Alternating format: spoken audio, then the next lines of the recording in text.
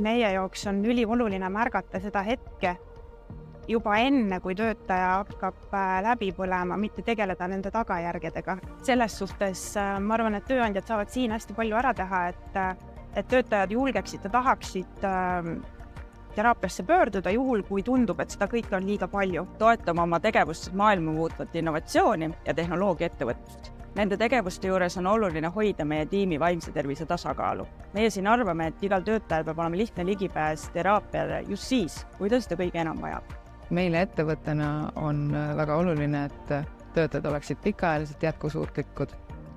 Seega tahame meie pakkuda neile erinevaid tööriistu ja võimaldada tuge, et iseenda heaoluga parimal viisil tegeleda. Kui on inimesed isiklikult õnnelikud, siis kindlasti on nad ka edukamad tööalaste väljakutsete lahendamisel. Meie töötajad on Pandora ja Pandora on meie töötajad.